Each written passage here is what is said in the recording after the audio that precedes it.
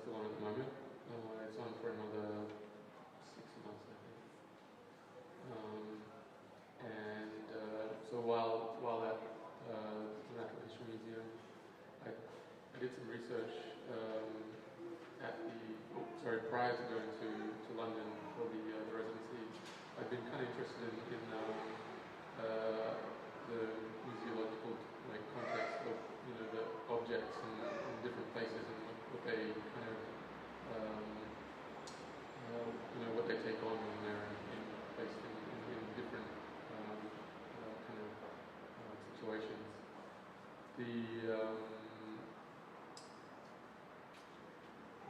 The work was kind of about this kind of the story or the history or the knowledge of an object, and when it's kind of taken out of its original context and placed in a museum in Europe, how it kind of loses part of its story. And so these works were acknowledging that kind of loss or that story that's kind of inherent in these objects or images or ideas. So it was quite. Actually, I'll start with this image over here. So while on my residency in London, I did some research at the British Museum as well, and I was kind of interested in the whole debate about the return of objects to all around the world. And I found this sculpture of Hercules, and I kind of use this as a metaphor, for this period of the Enlightenment and trying to categorize and kind of thirst for knowledge, and how this what history did this object have before it was placed in the museum in London.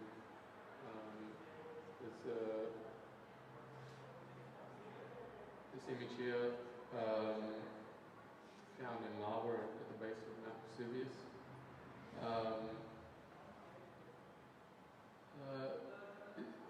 When lava cools, it becomes just volcanic rock.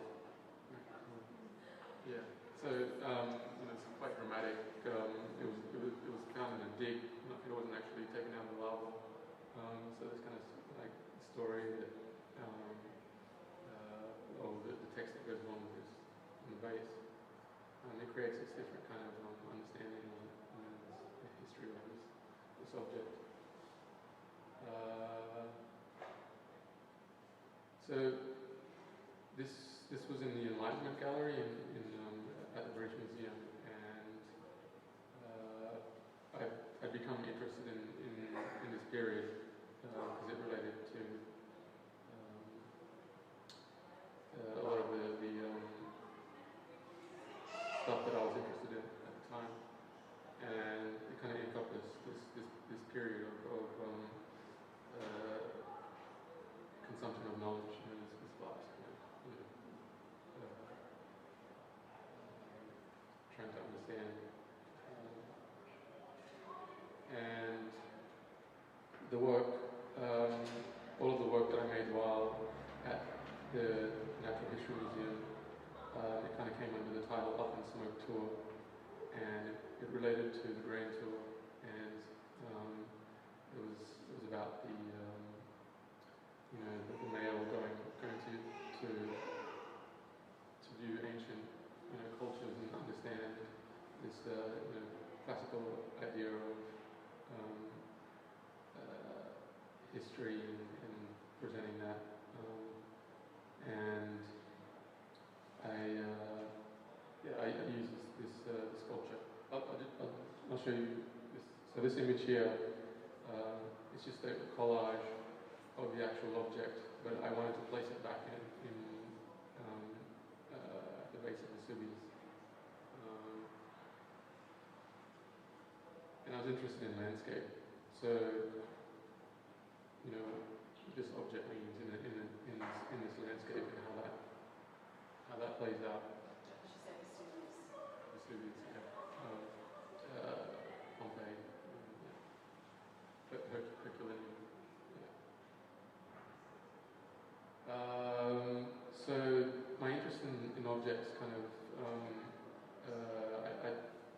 took a interesting kind of, well, I think the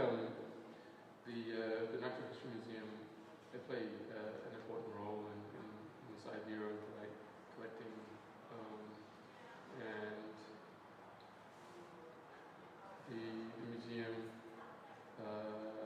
they have quite a large collection of human remains, and so I had been introduced to the curator of the person who's in charge of the human remains unit, and obviously this is quite important to Australia, and I was kind of interested in science and disproved theories, and Skull in this case here, it kind of speaks about that, and the way that we were trying to understand things, but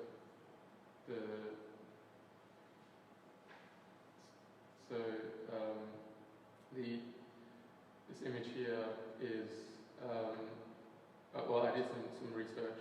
They helped me out. I tried to find out if I had any possible connection to any of the remains at the museum, and this was the closest they could come to me being connected to someone.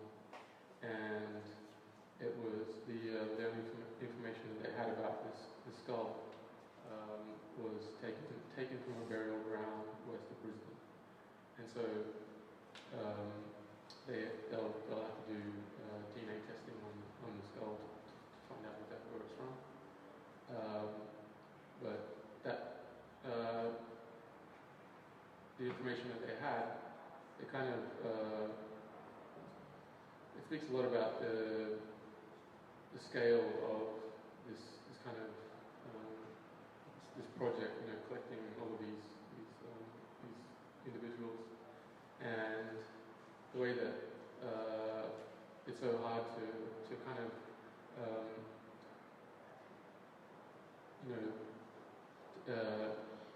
take down all of the information that relates to something, and how through the passing of hands or events, how knowledge of this individual is kind of lost, and memory of this object is lost. So the skull was it kind of it was about that idea of loss or memory of an object, and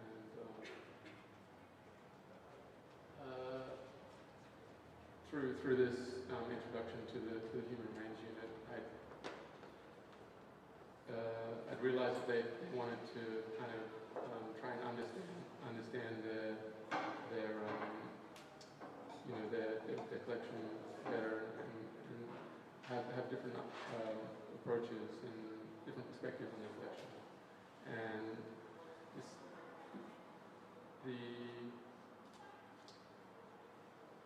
with the repatriation of remains, it's quite an important, but it's not high on the agenda at the Natural History Museum. I mean, it's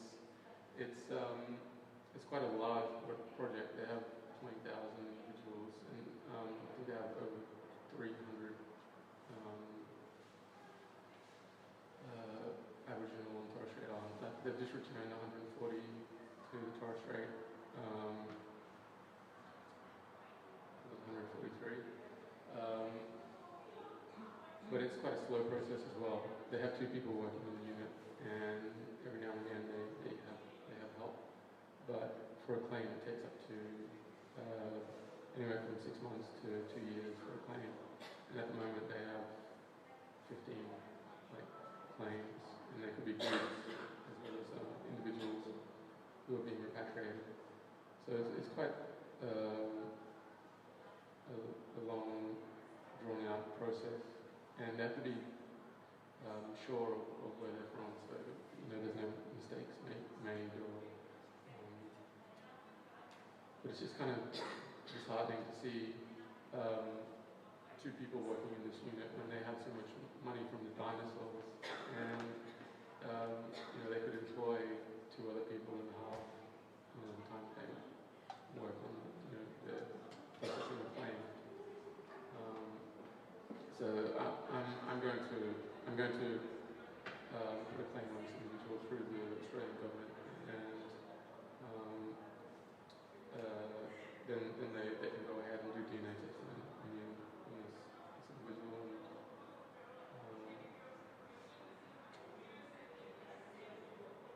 And I've sorry.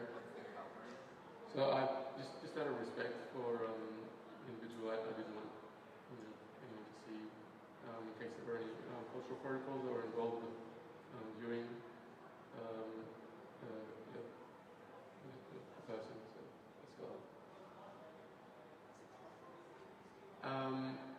So while I was there, they were in the process of rehousing their collection. So they've just designed these conservation grade kind of origami folding boxes. Actually, those two boxes over there. It's a lid and a tray from one of these new boxes from the Natural History Museum, and the design is quite important. It has no, it's kind of acid free. It doesn't have staples. And, one of the ends of the box kind of folds down, and you can slide the tray out, so you're not handling the skull every time you need to assess it or look at the skull. And they were destroying all this material, so old boxes or any material that related to these skulls or the human remains collection. They were destroying. So I wanted to kind of take this and work with this these objects, because they were so loaded, they were so powerful, like just a box. There's actually two boxes over there. And I've kind of what I plan to do is to donate some of the boxes back to the museum, so that they're kind of placing this kind of new, this other importance or this other understanding of this box. So they're not kind of losing memory of this object or this period of time, and how they kind of how they worked with their collection and how they understood it. So the green boxes are quite large, and they had material or boxes in them. They were from another collection, so the Natural History Museum kind of took on a lot of the collections from around the UK, and that's why they have such a large number of individuals. And some of these, some of the boxes were empty because of this repatriation program, and then others were just because they were rehousing the skulls or the bones.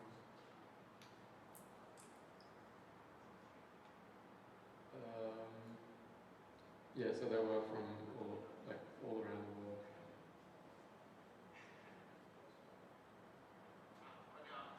And then these are the new.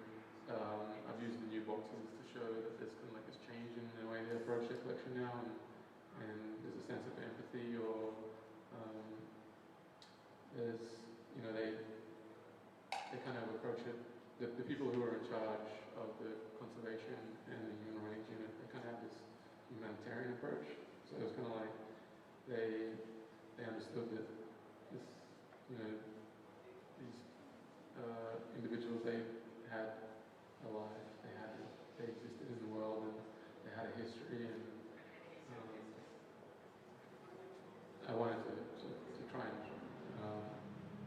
show that in the work and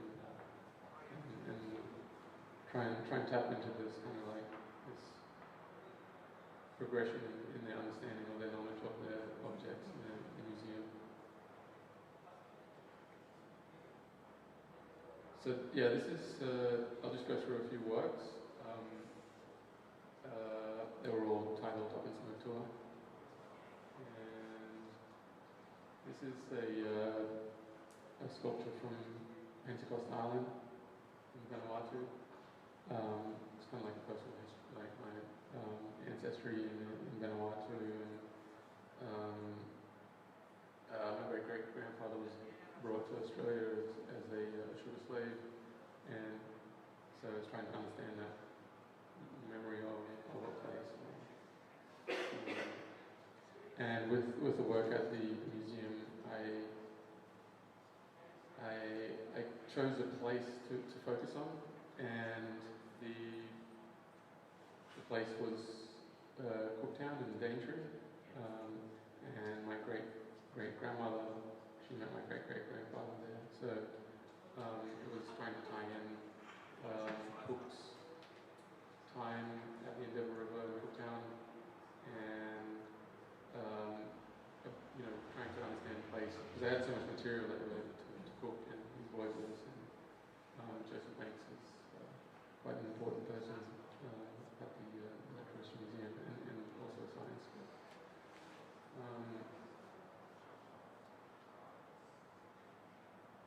Yeah, so this is another work that relates to Vanuatu, but it's more about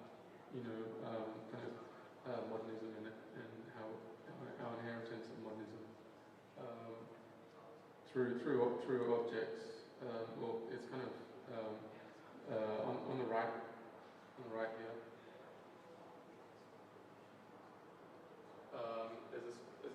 It's a sculpt, kind of a figure, and this is Matisse's studio, and the sculptor is from Vanuatu, so I was kind of making those connections and how oceanic objects influence modernism and how we inherit elements of modernism, and trying not to forget the role that objects from around the world played. Obviously he was being influenced by his studio right across from where he's working. So,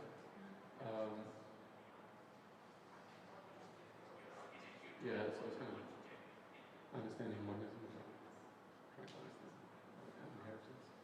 So this is an image of Vesuvius, and around the framing, the kind of like colored area, is the tiles from Herculaneum. So where the statue of Hercules is from, when they excavated after the eruption, or they found these tiles. So it's kind of about place. And like the history of the place. And yeah, memory of place. This is the kangaroo skull that William Hodges he drew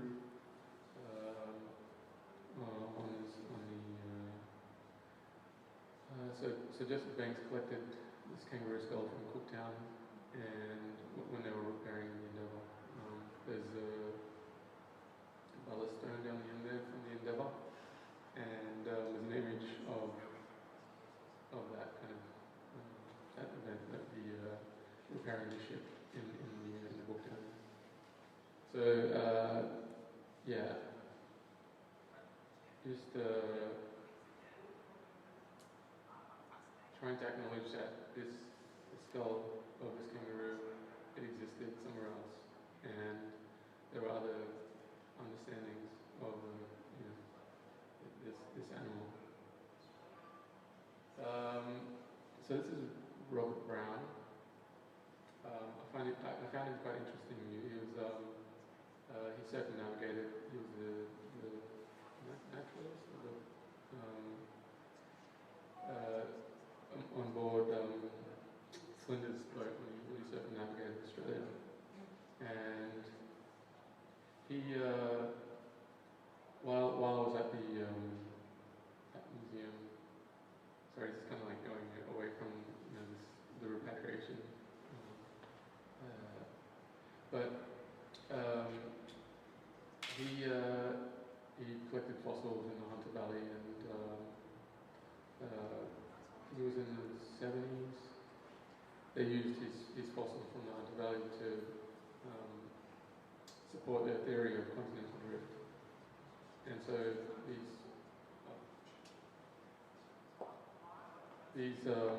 fossils here were this actual plant was kind of found in these different places around the world, and they worked out that everything was kind of connected and they split apart. So this object had this history, but people weren't aware of the history of this object until recently, and it's kind of like it's a bit about that. These were so I'm going to kind of take a lighter kind of approach, show you some interesting things that I saw at the museum, and kind of moving away from the human remains kind of.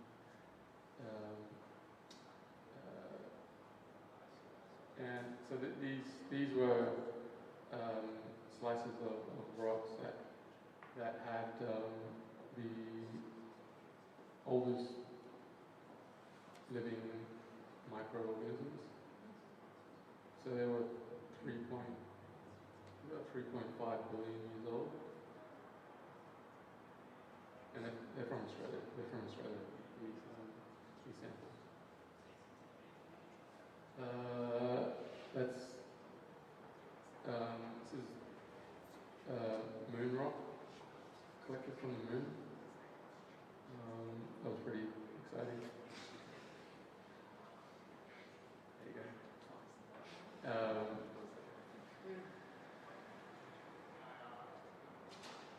So they had the meteorite kind of department, and I got to kind of raffle through the whole museum, which is cool. This is a slice of the meteorite that came from the moon.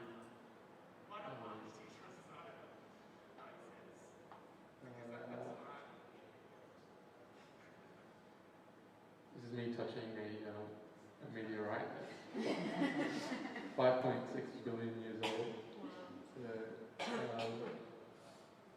It's the oldest thing I'll ever come in contact with, I think. It looks like it's telling you something. Yeah. Actually, because it's carbon based, it still had this smell. She mentioned something about the little specks in the meteorite. She said that they were from the Big Bang. I don't know, I'm not sure. Yeah, it's pretty cool. And so this is a woolly mammoth, I think. That's a step down or step up? Step down mammoth? Step up mammoth. And that's gorilla fur. It was really interesting. He'd taken me here to show me something totally different, which I'll show you afterwards, but that's made out of gorilla.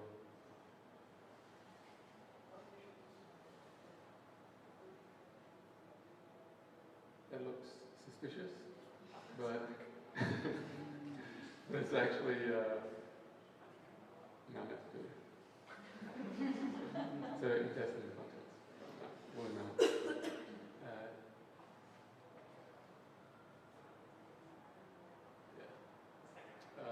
45,000 years old.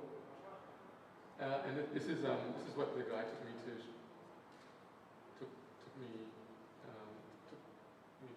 show me this. It's if you have a look, there's ore fragments on the skull. is a the oldest known ancestor of the rhinoceros from, I think it's from Siberia.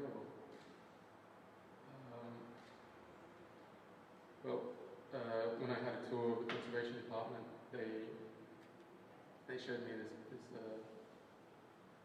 animal, and they believed it was hit by a meteorite, and it's the only one in existence. Yeah, yeah. So there's this image of the ore fragments. It's from a meteorite that was next to it. And the paleontologist who showed me this, he was quite old school. He kind of disregarded all the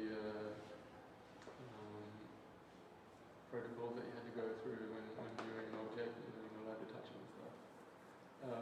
He let him touch this.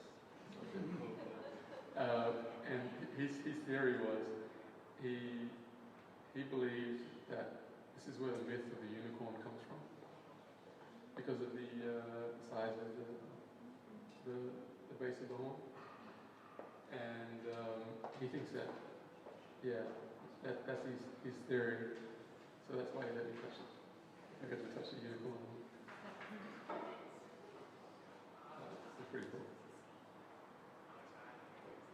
And kind of back to this disproved or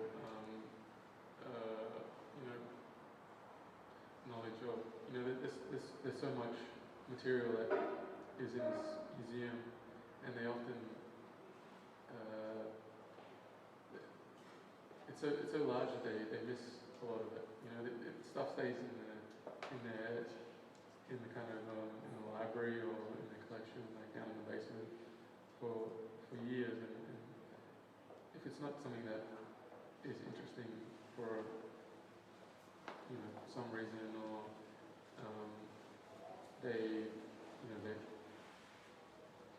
people aren't kind of researching this particular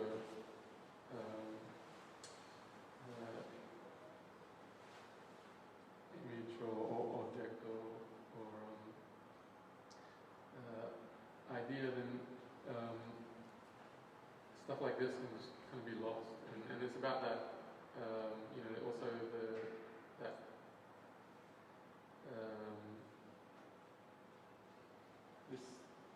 theory of these. Well, this is a book that was made by some monks, Italian monks, in the 14th century, I think. And there was this kind of this water demon kind of thing, but they also that was kind of like the weird image that didn't really go with the other images that were in the book, because the images that were in the book were kind of drawings of plants, and they kind of believed that the plants had these kind of beings that lived in, like their roots were, like Harry Potter, mandrills, yeah. So this is kind of where that came from.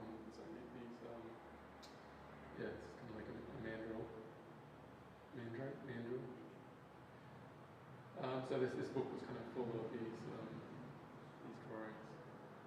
and so like these theories or understanding of how we exist, how they kind of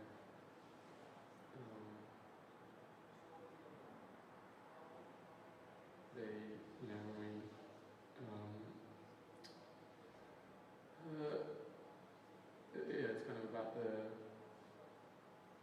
knowledge of this image, and how we, the theories that go along with it are disproved, or we don't understand it like that anymore. So it's kind of like that kind of, it's what like this work is about, and it's kind of memory of